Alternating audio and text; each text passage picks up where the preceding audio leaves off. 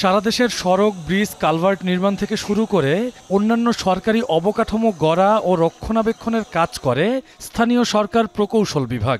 এসব খাতে অনিয়ম ও দুর্নীতির খবর প্রকাশিত হয় অহরহ। এছাড়া সম্প্রতি স্থানীয় সরকার উপদেষ্টার এপিএসের দুর্নীতির খবর স্থান পেয়েছে গণমাধ্যমের শিরোনামে। এমন পরিস্থিতিতে সারা দেশে স্থানীয় সরকার কার্যালয়ে হানা দিয়েছে দুর্নীতি দমন কমিশন দুদক।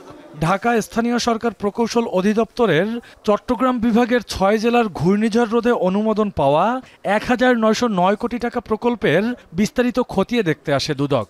অভিযানে ল্যাপটপ, মোটরসাইকেল, সোলার স্ট্রিট লাইটের মতন যন্ত্রপাতি কেনাকাটায় অস্বাভাবিক দাম নির্ধারণের প্রমাণ পেয়েছে দুদক। আপাত দৃষ্টিতে আমাদের কাছে এই যে ল্যাপটপের দামটা একটু অস্বাভাবিক মনে হয়েছে, ল্যাপটপ কম্পিউটার বা প্লাস আরও কিছু এগুলোর আমরা আসলে বলতে পারবো মোটরসাইকেল, এরকম বিভিন্ন বিষয় আছে। এদিকে বাণিজ্যিক শহর চট্টগ্রামের এলজিইডি কার্যালয়ে অভিযান চালিয়ে ৩ বান্ডিল নথিপত্র সংগ্রহ করে নিয়ে যায় দুদক।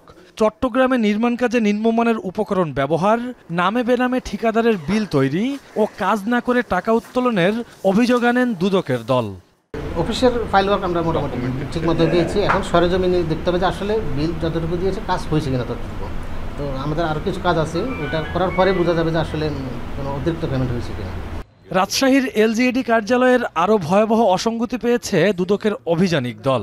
সরকারি উন্নয়ন কাজ প্রথম পক্ষের পরিবর্তে তৃতীয় ও চতুর্থ পক্ষের ঠিকাদার দিয়ে কাজ করানোর প্রমাণ মেলে। যদিও এসব অভিযোগ অস্বীকার করেছেন নির্বাহী প্রকৌশলী। ঘুষের বিষয়ে আমরা তাৎক্ষণিক ঘুষের প্রমাণ পাই নাই, তবে প্রত্যেকটা নথি আমরা পর্যালোচনা করে যেটা পেলাম, সংশ্লিষ্ট ঠিকাদার কাজ না পেয়ে বা ঠিকাদার কাজ পেয়ে আসলে অন্য কেউ কাজ করছেন, প্রত্যেকটা কাজের ক্ষেত্রেই এই অনিয়মগুলো হচ্ছে। আমরা মূল ঠিকাদারকে আমরা সাইট হস্তান্তর করি, সাইট অর্ডার বুক আছে, আমরা মূল ঠিকাদারের সাথেই কথা বলি, আমাদের পেমেন্টও কিন্তু মূল ঠিকাদারের কাছেই যায়। আমাকে ইয়া করছে আপনার নামে সুনির্দিষ্ট অভিযোগ আছে, কিন্তু এটা হচ্ছে প্রশ্ন অনেক কি করা যায়। এদিকে জামালপুরে খাল পুনর্খনন প্রকল্প কাজে ব্যাপক অনিয়ম দুর্নীতির অভিযোগের ভিত্তিতে অভিযান চালিয়েছে দুদক।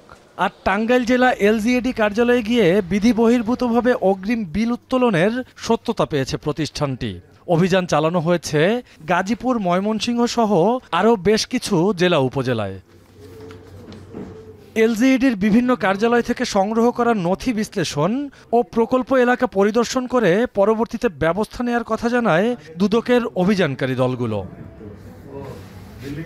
রকিবুল রাহাত, এখন, ঢাকা। সানবিট সব দিবে সামাল। সানবিট ম্যাজিক প্রেস ডিশওয়াশিং এর মাথা ঘোরানো সলিউশন।